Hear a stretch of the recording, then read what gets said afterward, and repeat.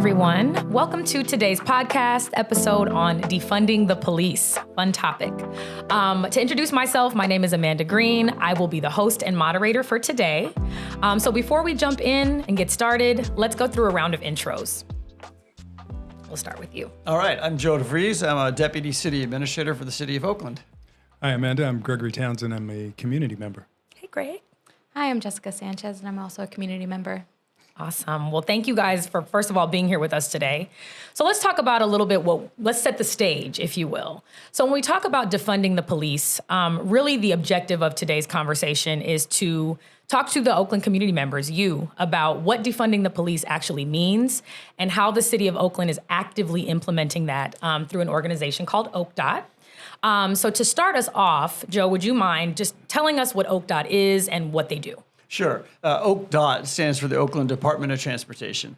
It's a very young department for the city of Oakland. We used to have all of our transportation corridor work handled by our Public Works Department, which has a lot to do. And so the former mayor and the city council decided to create a new department. So it's 6 years old. And OakDOT is in charge of everything that happens in the street. So the roads, the sidewalks, the street lights, the traffic lights, as well as parking and mobility. So management of vehicles, basically, and what they do when they're in the street. And that's what OakDOT does. Awesome.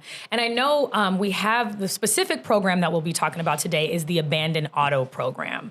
So this particular program is where the city has taken some funding from Oakland PD and put it into this particular initiative for OakDOT. So Joe, would you mind just explaining a little bit about the abandoned auto program and why it's important? Sure. So we actually call it the Vehicle Enforcement Unit, or VEU. But Oaklanders see abandoned vehicles on the streets all the time. And I'm sure I'm an Oaklander, you guys live here. And an abandoned auto, or really a vehicle that hasn't moved in at least 72 hours, which is really kind of the definition, comes in all forms. It can be just your neighbor who left their car in front of your house and you're kind of getting tired of it after a month or two. Yeah. It could be a car with no wheels and the door missing and it can't drive. It might have been stolen and dumped there. And then, of course, there's the situation we have a lot of people who actually have to live in their vehicles because they can't afford their housing. And so it really runs the gamut. But in 2021, it was the number 2 complaint in our Oak 311 system. So it was a huge issue for voters and for neighbors that they look outside and there's a car that hasn't moved in months, and now it's creating blight, it's creating a safety hazard. Sometimes they're creating a visual hazard, so it's hard to navigate the street, and we need to clean it up. Awesome. So with that said, can you kind of explain when there is an abandoned vehicle identified in the city of Oakland, what action is taken and what does OakDOT start to do? Sure. Well, do you want to know what used to happen versus what's happening now? We want to know both. Okay, we want to know what used to happen and what's happening now. The defund the police, since that is kind of your topic today, yes. We call it reimagining public safety because we're not necessarily taking all the money away from the police department. What we're doing is we're looking at, are there better ways to use the money we have to solve problems that we see in the street? And the Vehicle Enforcement Unit, or the Abandoned Auto Detail, was a perfect example. So the old system, you saw a car on the street and you reported it. Some people would call the police department. Some people would report it to Oak 311 using their app or the email. However it came in, it went to the police department. And the department was trying to handle these vehicles. They're significantly understaffed. The staff that were doing it were both sworn police officers and what we call police service technicians. And police service technicians aren't sworn, they're civilians, but they're required to do a lot for the police department. They're doing work throughout the department to help support the department in solving real crime.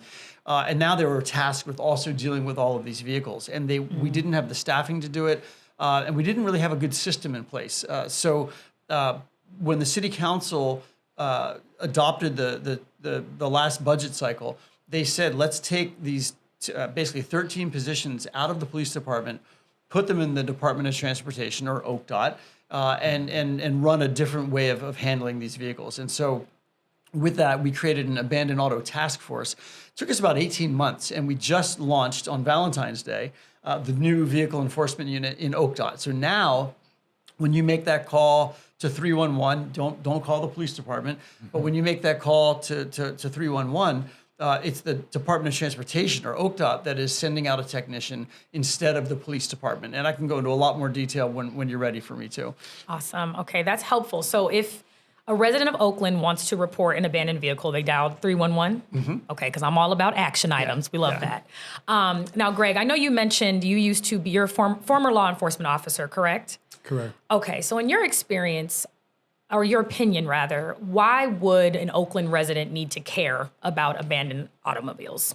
Well, I think it's a matter of public safety, public health, and overall beautification of the city. I think that it's important for law enforcement, public works departments to respond in a meaningful way when citizens are concerned about several issues, especially ground zero issues like abandoned cars, for example.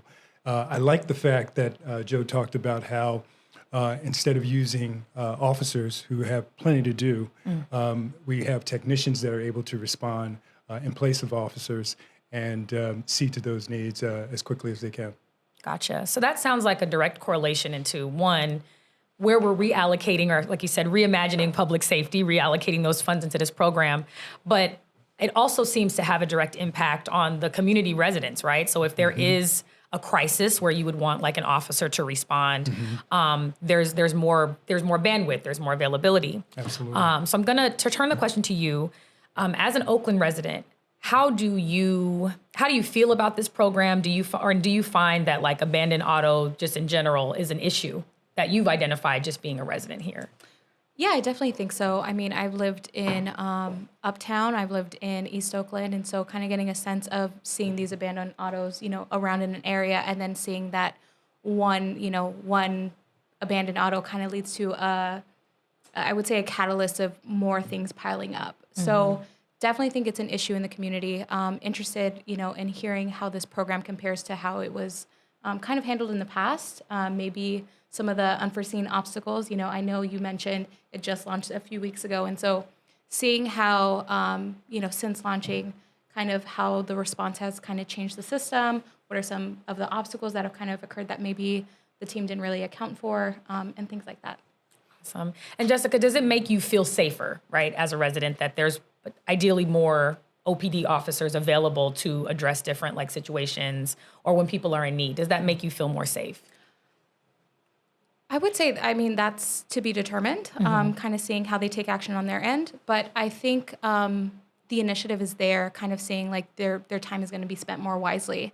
Also kind of taking a stance on decriminalizing something that doesn't always or isn't always tied to something that is criminal activity. Yeah. And so I would say, like, as a community, kind of uplifting it in that sense is refreshing. I love that you said that, like, actions speak louder than words. So shout out to you for reminding us that this is a newly launched program, and we do want to keep the citizens of the community engaged, right? So I guess my next question, and Joe, you might be the best person to answer. If a member of the community wanted to get involved, wants to know more about OakDOT, the abandoned auto program, or let's say they want to have a say in how these funds are being allocated, what steps can a member in the community, or would you recommend a member of the community taking? Wow. Well, I would pull back more broadly from OakDOT to the city itself. We have neighborhood councils for every neighborhood in Oakland that come together and problem solve problems in their neighborhood. And a bigger part of reimagining public safety is really thinking about how we solve problems. Our neighborhood service coordinators were in the police department for years. And also part of reimagining public safety in 2020, we moved them into the city administrator's office so that they would engage with every department, not just the police department, on problems that came up in a neighborhood. So the things we hear people identify are illegal dumping, or abandoned autos, or blighted property, a problem on a corner. That might not really be a criminal problem. It might be, young guys hanging out that need a job opportunity. And you don't want to meet that with law enforcement. You want to meet that with a job opportunity. And so I think there's a shift in thinking of what community policing means and community engagement means. And so we have neighborhood councils. People have neighborhood watches. We have the city council meetings where you can comment. So there's, at the local level, you have a lot of opportunity to get involved in government in a way that you don't. Like, you're not going to affect what the president does, but you can affect how your city council member thinks. You can affect how your deputy city administrator thinks, because I live here too. Yeah. And we experience it. So I really think that's where democracy happens. And so I think there's a lot of opportunity at the local level. Yeah. And could I just jump in real Please, quick? go I for really it. like the idea and the fact that Joe speaks to this reimagining public work. I think that when you use terms like that, they become a lot more digestible to the community. Yes. Because when we hear phrases like defund and then followed by the police, it's pretty provocative, and so people think everything but the benefit of not defunding, but maybe reimagining where those funds could be used in other areas of public concern. And the fact that we have these community technicians, I know in my department we used to call them, or we still call them, community service officers, CSOs. They make an effort to respond to the community's needs and concerns, and that allows us to sort of reallocate the police in more not meaningful ways, but I guess meaningful ways, but certainly places where they definitely need to be used. So that way we can use CSOs, technicians to deal with issues that don't necessarily look like a nail and require a hammer response. I like the way you put that. So thank you, Joe. Yeah, that's awesome. And I like the fact that, Joe, you mentioned something, the number of complaints that the city gets, about abandoned autos. So that, to me, says that you're taking the feedback and you're using a data-driven approach, right, to make a decision on perhaps where we need to reorganize and where these funds go. So now we're going to talk a little bit about the risk. Da, da, da, da. Well, actually, I want to talk to you about that data-driven decision. Yes, if you don't yes. mind. No, because let's Jessica do it. asked about obstacles along the way, and I'm going to geek out a little bit here. Go for it. When we created the task force and we looked at what OPD was doing and how they were responding and what they were finding, the data was really amazing. So here's one, gone on arrival. We found that 48 or 52% of the time, what's the difference? Well, in an election, that means a big deal. But basically about half the time when the police service technician would show up to tag a vehicle, it was already gone. That's not abandoned. That just means it stayed there too long. And so 50% of the time, we're sending a person into the field and it's a complete waste of time. So those gone on arrivals that was an important thing for us to think about in how we built the new system. Another thing we had, what we called neighbor on neighbor complaints, right? Again, so I parked my car in front of your house. It's the pandemic. I don't need to go to work, so I leave my car there for 4 months. You're getting kind of sick of it. So we hypothesized that a lot of the complaints were neighbor on neighbor complaints. Now, what we found was in our equity neighborhoods that are more challenged, those abandoned vehicles really were abandoned, and they really are a problem. In our wealthier neighborhoods, there were probably a neighbor complaining about a neighbor. We're not going to give that much attention.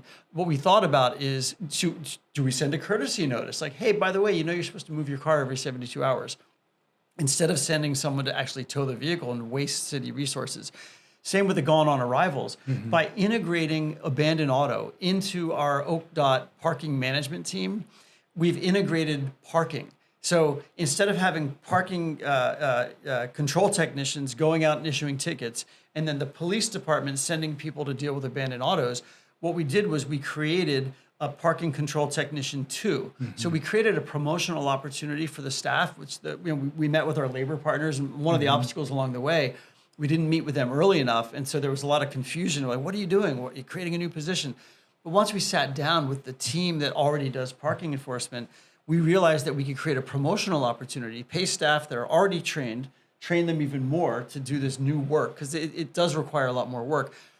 But with the entire parking management team looking out for the gone on arrivals, parking technicians on their normal route, if they're on a street sweeping route or just a 2-hour route, they could actually check and see if the car is still there and still abandoned to alert their teammates, hey, you need to come deal with this car, or hey, you don't need to deal with it, it's gone.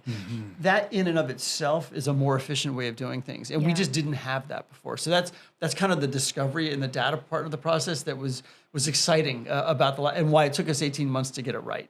Got it. Yeah. Just had a quick question, Joe. Have you been able to quantify any of the results as to whether or not they're working? And that's one. And then the other one, has been your a unique design, a new design, or have you looked at other cities around the country that have probably used the same sort of program? It's a really good question, because some of our partners in law enforcement were very concerned that we couldn't do this. They said, we're not sure we can do this. We have to get approval from the Department of Justice to give access to the CLETS system, which you know what that is, but nobody else does. So there's this thing called the California Law Enforcement Telecommunications System. I didn't know that before I started this. But, our dispatchers are connected into it, so they can look up a plate, they can look up a license, et cetera. Right. We had to get approval from DOJ to do that. So OPD, some of our team members are like, we don't know if we're going to be able to do this. And we found out that LA had done this. So LA did this back in the 90s. They switched this duty to their Department of Transportation, and they actually developed an MOU between LAPD and LA DOT to basically say who's going to do what. And so we used that actually as a model to figure out how our team would divvy resources and divvy responsibility. So yeah, thanks for that. Yeah. I guess a question on my end. Are there markers or metrics that OakDOT has in place to measure, like, hey, this would key in on if we had a successful year transferring the program to OakDOT? Yeah, the biggest marker is how quickly we get these cars off the street. Okay. We're looking, as Oaklanders, you know how long we've been leaving them on the street, in some cases months. And so that's the biggest marker, is how fast we address it and remove it from the street. And that's first and foremost. Other things we're looking at is how many are inoperable. So the inoperable vehicles are the ones that concern us the most. You mentioned the public safety hazard. You mentioned it's a catalyst for other bad things. And we've all seen it, that car with a plant growing through it. And then people start throwing garbage in it, and then around it, and then there's rats and the whole 9 yards. So those inoperables are really important. And then other data points we're going to look at. It's so new, we don't have the data yet. We're looking for hotspots. We're also looking for bad actors that might be dumping a lot of cars in a particular area because they're engaged in some sort of unauthorized activity. Chop shop, I use that word pretty liberally. But people that are buying and selling, they're buying cars from auction, they're storing them on their block, and then they're turning around and selling them. That's not what the street's designed for. And the neighbors are having to bear the brunt of it. And so we hope to, once we get a handle on the backlog and get those how fast we pull them down, then we can start to focus on hotspots and see if we need to bring in the building and zoning, planning and building department, because there might be a zoning violation. Maybe we need to bring in economic workforce development because it's a legitimate business, but they need help managing their space. So we'll get there, but we're not there yet. Yeah, that's a really great question about metrics, because I know as a community member, I would want to know, how are we measuring success? And one thing that I do know with new initiatives, a part of the process is assessing risk, right? So I'm going to ask a two-sided question. What are some risks that you've identified or the team has identified, Joe? And then as an Oakland resident or as residents, are there any risks or concerns that you guys have? So we'll start with you, Joe, on risks that have been identified, and then we'll move to potential risks or concerns, because we got the voice of the community on the podcast with us. Go ahead, Joe. I think one employee safety is really important. And so in the past, sworn officers would assist non-sworn employees to do the work. And basically now we're saying, no, we're not going to have a person out there with a gun and a badge and handcuffs. And there will be situations where if a vehicle's been stolen and the people who stole that vehicle still wish to use it and are present when we go to tow it, that would pose a risk. If the person owns the vehicle and they got the notice, because we tag it first, they could get very irate that we're going to take their car. And so we recognize that there's some moments that there maybe needs some need for de-escalation. And there may be times that OakDOT will have to radio the police. And so we've equipped them with radios so that they can get in contact with dispatch quickly. But again, these are not dissimilar to risks that all frontline city workers face every day and that our neighbors face. I mean, let's face it. If you're a building inspector, you're a maintenance worker, you're out there in the street, and we can deal with hostile situations anytime, just like any of us can in our workplace. And so those are real, and we have to pay attention to them. The other risk for some of our most vulnerable community members is those that are unhoused and have had to live in their vehicle. And that is a different situation than a fully abandoned vehicle. So we have, this new unit has 3 people assigned specifically to work with our encampment management team so that they can make sure they're following policy, connecting people to services if they identify a vehicle where people live in it, to make sure that those people are connected to the social services they need to get housing before we take any action on the vehicle itself. That's actually refreshing, because that was one of the questions I had on my list. Like, okay, what about the people that are living in their cars? And we'll dive into that a little more. But thank you for sharing. Jessica, we'll start with you. Are there any like major concerns or like risks that you'd identify as a community member? I mean, none that we haven't mentioned earlier. I was actually going to ask the question of how do we interact with our unhoused neighbors that are living in their cars? And, are we collaborating with other programs? Are there plans to like tie in, how we kind of mitigate that as well? But yeah, that was, I guess my question was kind of addressed. Yeah, I think I'm primarily concerned with an abandoned vehicle that has been there for some time. It clearly isn't a neighbor's. And if you have vehicles like that in a neighborhood that has children playing freely up and down the street and so forth, one of my concerns as a parent might be to remind my child, I need you to stay away from that vehicle. We don't know what's in it. We don't know who it belongs to. As law enforcement, I'd be concerned about what's inside of it. I think that as a public works person, I'd be thinking about hazmat issues, oil maybe pooling underneath the vehicle, things of that sort. And then the overall look of the neighborhood. I think that when you leave vehicles like that abandoned sort of in a place where they can attract other trash and to your point, Joe, vermin, things like that, it really speaks to, I think, the character of the neighborhood. Nobody wants an abandoned car or cars in their neighborhood, and I think that can be a concern that can sometimes get out of hand to the point to where people really start bothering law enforcement about issues that could probably better be solved through technicians. Yeah, and Greg, you bring up a really good point in that it sounds like this initiative it's going to have a domino effect, right? It's not about just getting the abandoned autos off of the street, but it's protecting the kids. Absolutely. The environment. When you mentioned vermin, that would have me with the U-Haul truck right in front of my house, and I would hate that. So that would be enough for me as a deterrent. But it sounds like it's hitting a couple of different pillars that are concerns, and that should be concerned. Oh, yeah. And did I mention that it can also attract trash?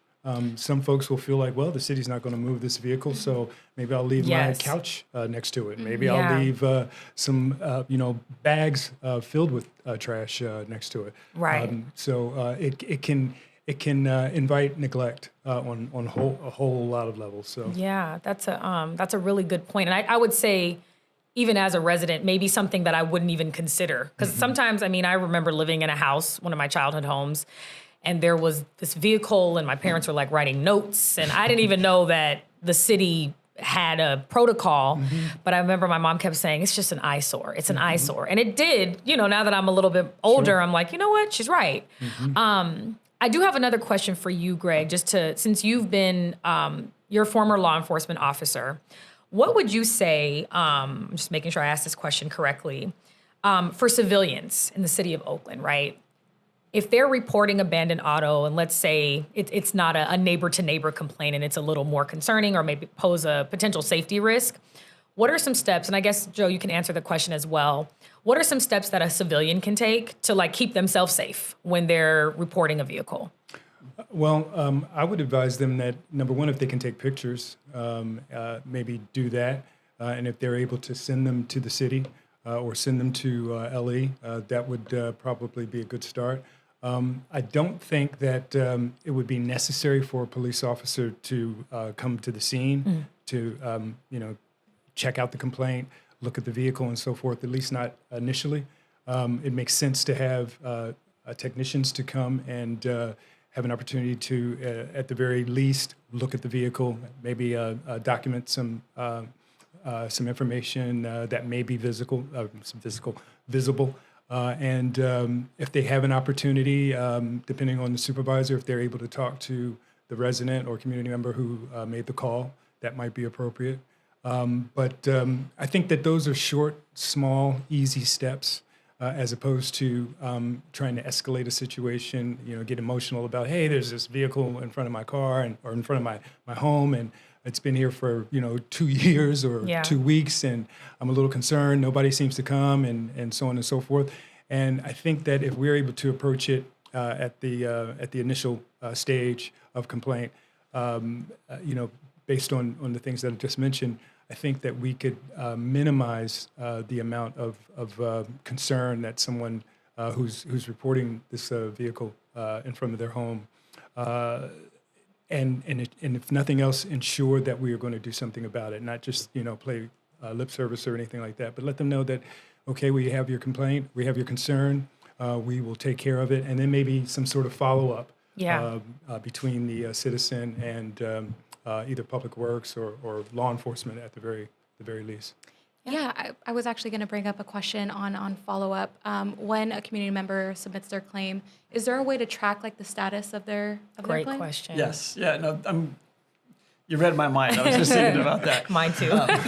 And that's what's so great. So what we call Oak 311 or the 311 system, internally we have what's called CityWorks. So it's a computer program that essentially tracks every service request we get and every service order kind of placed. And so you get a number, and then you can call back or email back, and you can track that number. And so I think that the customer service benefit to that is huge. Sadly, because we were so understaffed in OPD, leaving cars out there for months, people are like, oh, whatever. It's never, the case never gets closed. We really think that's going to change. We really think it's going to speed up immensely, because instead of, literally, in the end, OPD only had 3 technicians assigned to deal with these abandoned vehicles. Wow. And those technicians were getting pulled about 3 out of 5 days a week to be at encampments during encampment management closures, because there was no one else to do it. Yeah. And so now we have 13 people in the field full time. So I think you're going to see a much faster, follow up. It also means if your car's been stolen, we're probably going to find it a lot faster. And if you're an Oaklander and we find your car and it's stolen, we try to call you immediately, and we try to give you 30 to 45 minutes to come pick up your car, so you get your car back before we tow it. Of course, if you don't come, we do have to tow it. We do waive the towing fees, but we hate to double victimize someone who's had their car stolen. Yes. But because we're going to have a lot more eyes on the street, we should find them a lot faster and return them to the rightful owner. Gotcha. So I guess a good follow-up question, Joe, if you're able to share, if with this new program being implemented as of February 14th, how long, so if a resident of Oakland, let's say Jessica makes a call to 311 and reports an abandoned auto vehicle, are you guys giving a 72-hour window? How quickly can a member of the community expect that to be addressed? And it's all right if we don't have official timelines yet. I get it. Yeah, it's too new. What I can say, in the first 10 days of operation, the team towed 100 cars, which was huge. Wow. And okay. we told the team, and the team lead, our director of parking mobility, or manager of parking and mobility, we told them to do 2 things for prioritization. One, prioritize the truly inoperable vehicles, so that one with the plant growing through it and the garbage packed around it. Oh, yeah. And 2, to prioritize our equity neighborhoods. And so we know we have an equity indicators project. OakDOT has been really good about looking at our neighborhoods that have been most impacted by crime, most impacted by a lack of investment. It's the International Boulevard corridor, it's West Oakland, any of us who've lived in Oakland know for a long time where some of the biggest problems are. So we want to go into those neighborhoods first. But give us a few months to see what it takes to get that backlog down, and then we can come back and provide you some realistic timelines. But we really that's our number one goal. Awesome. I'm just curious. Does that involve when we have technicians go out to the abandoned vehicles to respond to communities' complaint or concerns? Do we tag those vehicles? We do. So the tagging process hasn't changed. Okay. If it gets that orange tag, this vehicle needs to be moved. We're going to be back, in 3 days to tow it. If it's not, unless it's truly inoperable, if it's missing its wheels, we can tow it immediately. If it's been stolen, obviously we're going to tow it immediately. If it has it's expired, registration's expired for 6 months or more, has 5 or more parking tickets, that's actually called a parking scofflaw. Sure. Actually, for those, they get the boot to try to get That's even people. worse. Yeah, well, but I mean that is part of this unit is to go after those vehicles that people are just not paying their parking tickets. So, so you get the orange tag unless it's immediately towable, and so there's a little variation there. Yeah, I only mention it because I think that visuals in that regard are important. When people see that some level of action is being taken right, I think that gives them a certain level of assurance and security. Yeah, I agree. Yeah. I think that that leads me just to one more point before we shift gears a little bit here. When we think about, I know a lot of people, and this is, I think, across a lot of different cities, municipalities, it's like, call the city. Like, well, they're not going to do anything about it. That's sometimes the sentiment that I hear, right? Is there anything that you guys are doing like proactively that OakDOT is doing to like promote this new program, to create awareness? Or to like encourage. We're filming a podcast. Marketing is everything, okay? Good call, Joe. But for example, like I said, let's say a resident wants to go online and learn like more about it or what they can do. What action should they take or where should they go? Yeah, we have a webpage. It's at OakDOT. So if you went to the city's website and typed in abandoned auto, you would get to that webpage. So we have that. We are sending out a media release. There have been a few things happening in Oakland the last couple of weeks that have captured the media's attention. So we didn't send the media release out, but I think we're going to send it out probably tomorrow or Friday just to let people know, hey, this is happening. We're really trying to get the word out at our neighborhood councils. Those are folks that meet every month. Some of them here in West Oakland, they've got a list of abandoned vehicles. You go to the meeting, they're like, when are you going to take care of this vehicle? It's like, oh yeah, we really are going to take care of it now. Okay, good. So this is, for those who are paying attention, we're so excited to get to do this. Yeah, and I think people will be more refreshed to know that there's action being taken. Okay, I have a little bit more of a slightly more provocative question. When an abandoned auto is removed, let's say it's towed, it's impounded, does that cost the residents any money? The residents of Oakland? Yes. Sure. Okay. Every vehicle towed costs money. I mean, we're putting 13 staff on the street full time, as well as supervisors and managers. I mean, running the local government is not cheap. Yeah. And when people leave people trash our city, and I mean, whether it's abandoned vehicles or illegal dumping or people just not minding their business, we pay for it, and we all pay for it. I mean, you leave your couch out on the sidewalk with a free sign thinking how cute someone's going to take the couch. No, we're going to spend $5 million a year picking it up. And that's $5 million we could have spent on better parks, on more police, on better after school programs. And so, I wish people would be a little bit more responsible with their stuff and maybe consume and buy less so that you have less to throw away. Yeah. Whether that's a vehicle or a couch. Sorry, I'm going off on a little bit of a tangent. No.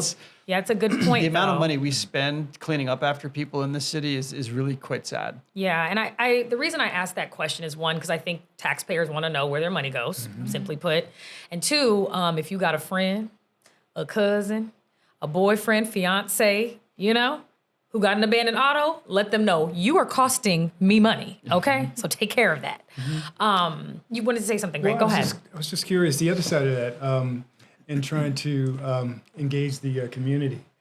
Is there and this is probably a really progressive question and maybe idea, but has anyone ever thought about maybe reaching out to local tow companies and folks who have the ability to tow vehicles, and maybe the city could possibly establish some level of partnership with some of these folks. Reinvesting some of our finances into local businesses. You said it much better than I could. Yeah, what we do, our tow contract is with a local tow company in Oakland. That's a big deal. It's a big contract. It was with a local company for many, many years, and it went with a different local company. And it's up to our council to vote on those contracts. But I think another thing to think about, because you mentioned the tow companies, is looking at the upstream reason these cars are on the street.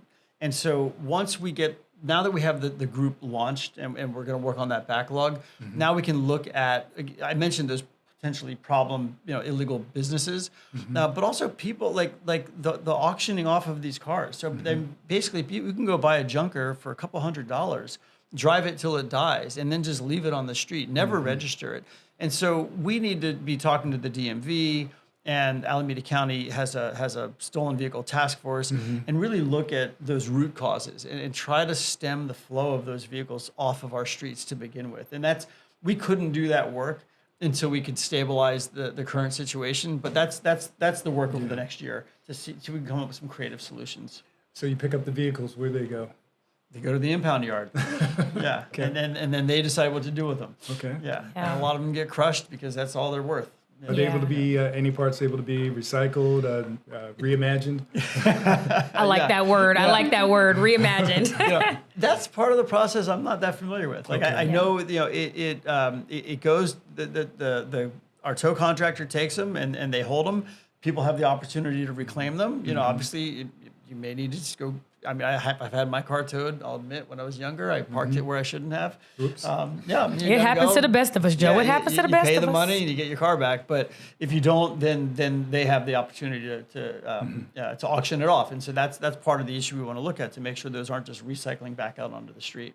Yeah. Well, I can tell you I'm doing my part. I can't go around the city and pick up abandoned vehicles, but if I see trash on the ground, I always keep a spare plastic bag inside my vehicle, and I will pick it up, Nice. gloves included. Nice. Yeah, Look definitely. at Greg doing the community work. We Thank have you, to. I love this Greg. city. We appreciate you, Greg. And I'm loving the ideas of like how to get the community engaged, reallocating funds. I love that you guys were mentioning those things. I want to take to shift gears here a little bit. Joe, you had called attention to people who are living in their vehicles, potentially people who are experiencing homelessness. So Jessica, I just might be adding like a human side to it, right? As an Oakland resident, like what would you like to see? So for example, if you're in your neighborhood and you see a family or a group of people living in a vehicle, what would be like your ideal way as a resident for that situation to be handled? Yeah, I think a little bit of what I mentioned earlier, just finding out how this program is integrating or collaborating with other programs that could provide resources, whether it's some other type of shelter, helping them find work, helping them find educational resources, connecting them with like trade programs and things that will permanently deter them from or having to live in their cars. And again, kind of putting that burden back into our community. And so that's, I think, where my curiosities lie, kind of seeing where this program is really putting the groundwork into long-term solutions versus just let's get rid of the eyesore, we don't have to deal with it, but then forgetting the humanistic side. Yeah, I think that's really good what you said, because it's also important for members of the community to know what's being done. And I think it kind of softens, right, our position on perhaps witnessing people that are experiencing that in our neighborhoods and our communities. And so, Joe, I guess the next follow-up question to that is, how can Oakland residents, like, what's the best way for them to approach a situation like that if they're witnessing, let's say, a family living in their car? And I would say, like, how do we approach it with, like, compassion and understanding? Because I do think everyone deserves that. Yeah. Any of us who've had to spend the night in our car should think about that moment and know that somebody might be spending their whole year in their car. So, wow. I mean, this is heavy, because the intersection of homelessness and abandoned vehicles is just one of the intersections that we're really wrestling with in our city right now. the city council adopted the encampment management policy, which basically lays out how we address encampments, including vehicle encampments. And they actually adopted a resolution supporting that policy that requires the city to not tow a vehicle that somebody lives in unless we've offered them adequate shelter. And so that's an important policy, which does, you're talking about getting rid of the eyesore. It's like, hold on, it's not an eyesore, it's a home. And we need to treat it as such. And so you would still report it to 311, but the first line of going out there would be our homeless outreach providers. And so we have contracts with Operation Dignity and others that go out into the street, they identify a person as unsheltered, and they try to do a coordinated entry intake, which is part of the whole county continuum of care. And I'm not gonna, we could do a whole podcast on homelessness, but they try to connect them to services. They try to also, and part of the training for the new parking and control technician 2s that are on this unit is identifying that for the person living in the vehicle, how they can avoid enforcement. So while we want to get them services, we want to get them housed, we also want to respect the neighbors who've complained about the eyesore, or maybe it's blocking part of the driveway. And so the part of the job of the technician is to actually explain the rules. Like, hey, there's nothing wrong with living in your vehicle, but according to the law, you are supposed to move your vehicle every 3 days. And so one way to avoid complaints and enforcement is to move it. It's just the simple act of don't park in the same spot, for a month. Don't have a bunch of garbage stacked up outside the vehicle. And so that's a conversation. It's a harm reduction conversation. It's really not an enforcement conversation. Right. And so there's that. And, with the larger encampments or with an RV, we're also, the city we've just opened another safe RV parking site out at the Coliseum on 66. It'll ultimately, 103 RVs will be able to park there, and people will get services. We're funding case managers to try to get people on a road to housing. So that's a whole different section of work that the city's doing, but it intersects in these neighborhoods. And sometimes, it's your former housed neighbor who's now unhoused living in a vehicle on your street. Yeah. And that's an Oaklander. So we have to we have to lead with compassion and services, not enforcement. Yeah. Go ahead, Greg. Yeah, I'm so glad you mentioned compassion. Compassion, empathy, dignity are all parts of this, this huge issue. And, to Joe's point, homelessness and abandonment of vehicles, they both are issues that coincide. And I think that to your point about how would a person, maybe a neighbor, approach someone living in a vehicle, I would kind of say probably don't, unless you are really careful and you feel comfortable about doing that. I think that sometimes we take for granted that most people will have a certain level of compassion and empathy in their hearts, but the reality is that a lot of folks just kind of follow this NIMBY sort of attitude. Not in my backyard. I don't want to be bothered if and so forth. And in some cases, people just really avoid homeless folks, and they don't see them. Yeah. And I've worked with homeless folks before, both living in vehicles, living in homes, just sort of not reimagining homes, but just kind of breaking in and staying because it's cold outside and the building is abandoned. Most important thing that I think that someone living in their home or even in an abandoned building, they want to be seen. They want some level of dignity bestowed to them. And that may mean just saying, hello, how are you okay? Or I've got some food, whatever the case may be, whatever you think you're comfortable in doing. But I think that to approach someone in a vehicle is really taking a risk. And unless you're really comfortable about doing that, it's probably best to maybe get some help or maybe another neighbor. And maybe you two can come up with a strategy. At the very least, don't do it alone. Right. But at the same time, every issue again isn't a law enforcement issue. Sure. And I think that part of this reimagining of what we do to help our community means probably enlisting the help of people who are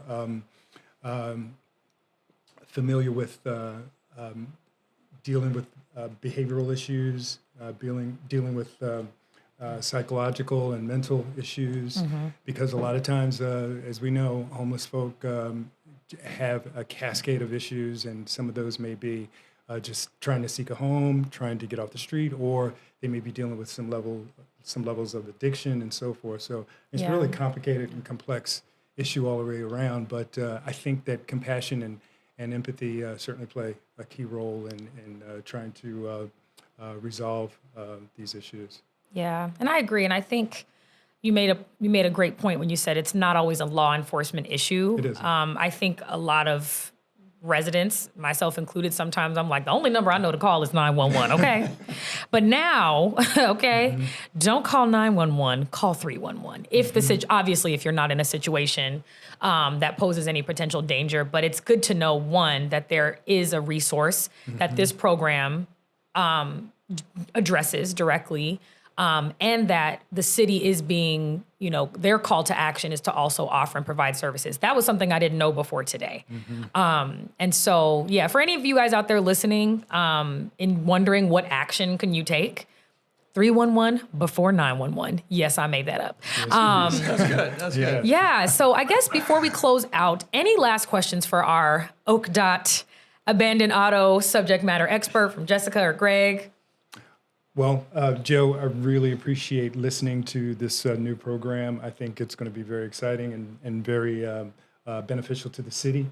And to see you at the helm of this makes me feel good. I don't know about these other two ladies, but I feel good that this part of responsibility as it relates to the city is in good hands. And if there's anything that I can do to assist you and your team, feel free to call me. Nice. I will. Oh, see, That's this is awesome. what That's I'm great. talking about.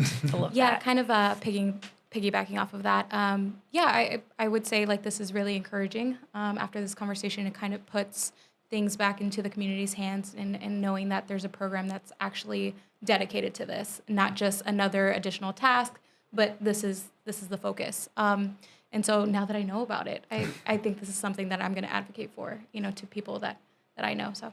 That's awesome. Awesome. Yeah. Absolutely. And I echo their sentiments as well. A couple of things I'd be remiss to not say. Yes. So you're right, 311 before 911. Yes. I love that. That should be a thank you, slogan. Joe. No, it really should, because Thank you. people call 911 asking if it's going to rain tomorrow. And Yeah. those dispatches do not need that. We also, what I should say though, in regard to the homeless situation and for those who have housing and other social service needs, you can call 211. Okay. A lot of people don't know about 211. And although that system is run by the county, it's an information and referral service, but they will do coordinated entry. They will find out about a person's situation. They have a family front door policy. So if a person is unsheltered with children, they get moved at the top of the list. They try to find them a hotel voucher sometimes. So 211 is another resource. The other thing is, I'm not at the helm. I helped oversee the transition. You should be. That's okay. I helped oversee the transition in my role as a deputy, but really our OakDOT team is great. Yeah. And actually Michael Ford is runs our parking and mobility division. Really thoughtful. He's got amazing members of his team. When they got the opportunity to step into this new role, like they jumped on it. And I got to meet some of them during the training, and they're like, yeah, we live in Oakland. We really care about our neighborhood. So it's we're a family. We're a family. So yeah, I'm just one part of it. Yeah. There's some good energy out there. Yes. This has been such an amazing conversation. First of all, I want to say thank you to all of you, Joe, Greg, and Jessica, for being here with us today. Thank you. This is a fantastic discussion. I hope we can continue talking about it, raising awareness. Yes. Huge thank you to OakDOT, to the city, and to the Abandoned Auto Program for providing us with information. I learned a lot today. Same here. And similar to you, Jessica, I'm very inspired and encouraged. And I'm happy that this is where resources are being placed, because we obviously do need them. So yes, thank you guys for tuning in to our first podcast on defunding the police and how it actually works. And we'll see you guys on the next episode. Bye now.